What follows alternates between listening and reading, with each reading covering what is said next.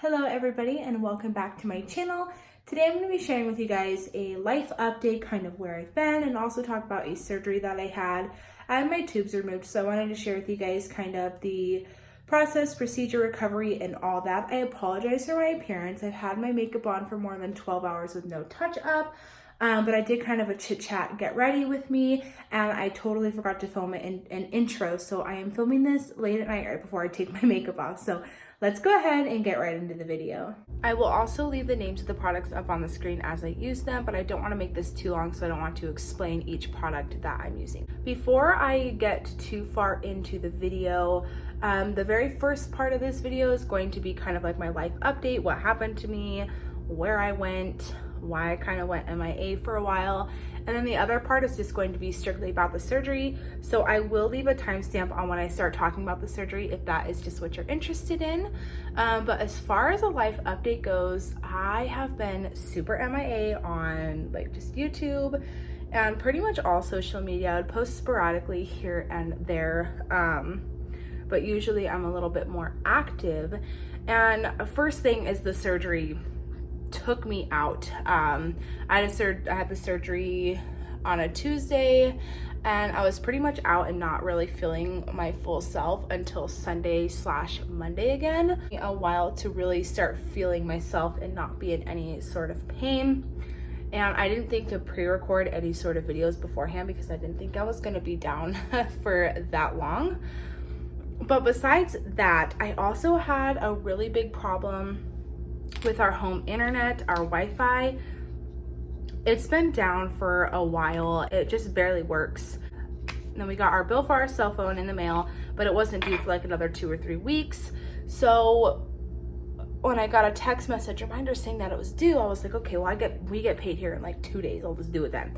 Well, apparently my phone company doesn't mess around when the phone bill is due because they shut it off like within that couple of days. So I called customer service and they said our bill was like $430. And I was like, I'm not paying $430. Like, this is insane. So I thought, okay, well, I'll just go into the store and kind of see what the deal is and what's going on. But we just didn't make it. We've just been so busy. But it was fine. My husband had broke his phone, so he didn't have one at the moment anyways. And our Wi-Fi worked just enough that I could send messages to other iPhones and like message people back. So we were pretty unplugged, but I had a hard time like uploading anything on Instagram or whatever. So finally the other day I called, and I guess that they had combined 2 of our bills together, which is why it was so high. So I ended up paying it, getting it figured out, and got our phone on. But my overall service is a lot slower than the one that I had before, so it takes me a really long time to upload videos. When I'm uploading like videos to my Instagram stories, like just little 10-second clips, it takes like 5 plus minutes sometimes to get it uploaded. But now it takes a full like 8+ hours. So I have to start it at night. I have to start uploading the video at night, and then it's usually finishing up when I wake up in the morning. So trying to find kind of a new uploading schedule. I was really beating myself up for being so MIA because one of my goals for this year is to be like post consistently to YouTube and stuff like that. But there was really nothing I could do in that moment. Anyways, I'm back. Things are good. We've been incredibly busy. We go to church every Sunday. They also have an evening service once a month. And they recently started a women's Bible study in the morning once a week. So I've also been going to that. And one of our pastors reached out and asked me to lead a Bible study in my home once a week. So tomorrow is Friday. I don't know when I'll upload this, but that is actually going to be our first Bible study in our home. So we have been preparing for that, figuring out snacks, making sure that the house is clean, because it really needed a good deep clean after I was like out for my surgery, because I didn't really do any cleaning or anything like that. So my house was fully in turmoil. So I have just been busy getting it cleaned back up, preparing for this Friday night group, doing the reading, planning out the evening, going to the women's Bible study, church on Sundays, and just stuff like that. It's just been really crazy. We've had a lot going on. We've had a lot of stuff like added to our schedule, but I'm hoping now we're kind of falling into a better routine, so we will be able to be a little bit more present and consistent. So surgery. I had my tubes fully removed. I didn't have them like cut and tied. They were fully removed, so they cannot be undone. I cannot take it back. And I chose to get my tubes removed because, one, I have 3 kids. I know I don't want any more. I am at my max limit, I think, with how much I can handle. As far as kids go, we do want to maybe look into like adoption or fostering maybe someday. But I know for me personally, I am done having my own biological children. And part of the deciding factor of that was how hard pregnancy has been. My first child, I had like preeclampsia, and with my second one, I actually almost died. And I had blood poisoning. I was in a long extended hospital stay. My now 3.5-year-old, who was in the NICU for also an extended stay. Just the pregnancy, birth, recovery, illness and stuff like that. I also went to like hypothermic shock, and just stuff like that. So my third one, the pregnancy was extremely difficult. I was so swollen I couldn't wear shoes. I was in so much pain, sitting on some sort of nerve, and it was making it difficult for me to walk. And I also had dangerously high blood pressure after I had him. And when I went to like a nursing appointment, my blood pressure was so high, she said, you need to go to the ER or right now. So just between that, and we have our hands so full. We are so incredibly blessed to have 3 healthy children to love and take care of. And I'm done having kids. I've known ever since I had my youngest that I did not want anymore. I just knew that for me, it was time to have my tubes tied. I had also tried the Nexplanon implant. I hated it. And I also had the Mirena IUD, which had actually moved in my uterus and attached itself to the muscle wall, and it caused a lot of pain.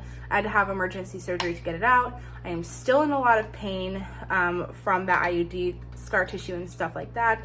So my body just wasn't doing well with any sort of birth control. So I decided to go ahead and get them removed since I knew I didn't want any more anyways. I thought, why be on birth control for X amount of years when I could just get them cut or removed.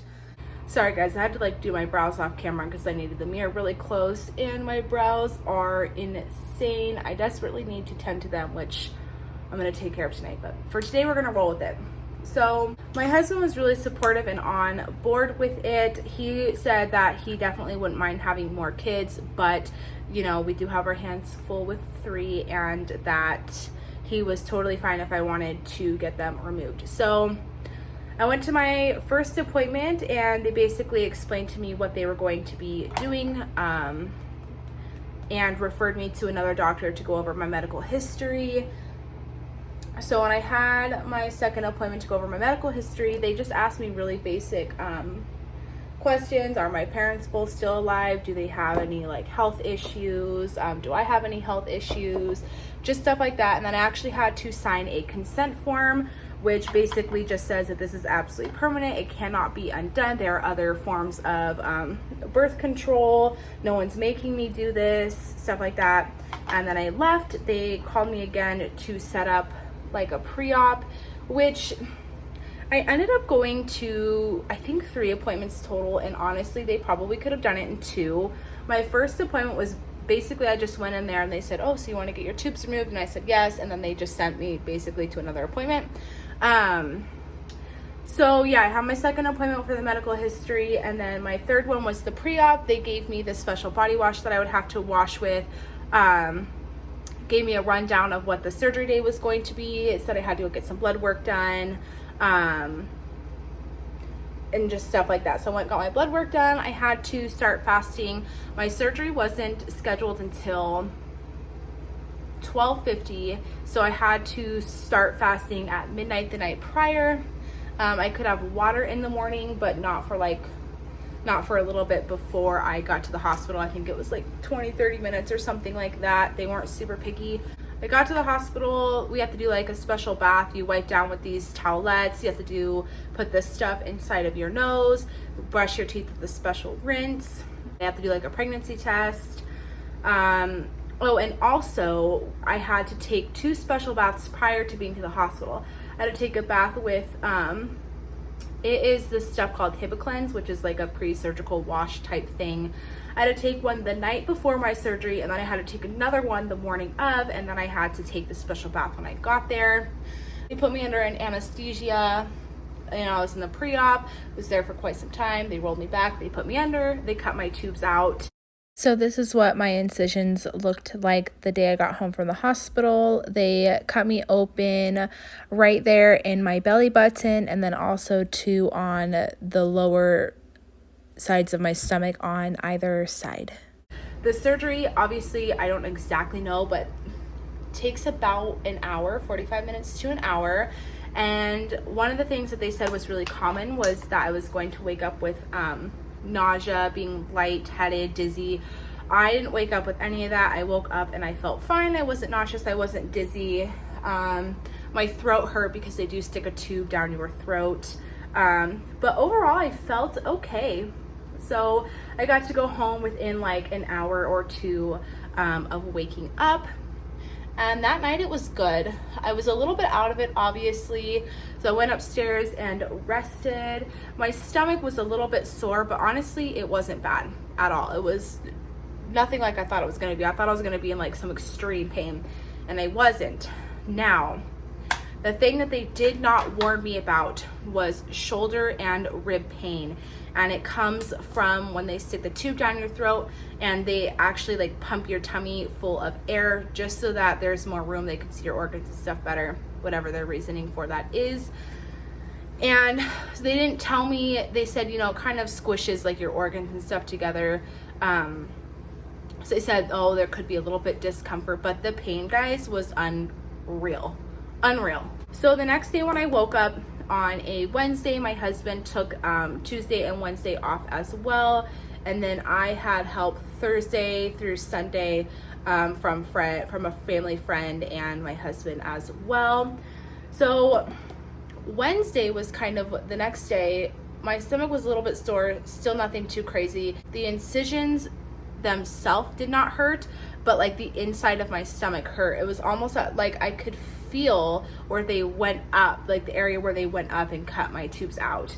So that was mostly what I felt Wednesday. My ribs and shoulders hurt a little bit, but nothing bad. Now Thursday, Friday, and a good majority of Saturday, my ribs and shoulder hurt on a whole nother level of intense pain that I did not think was possible. I had to either be standing or sitting up completely straight.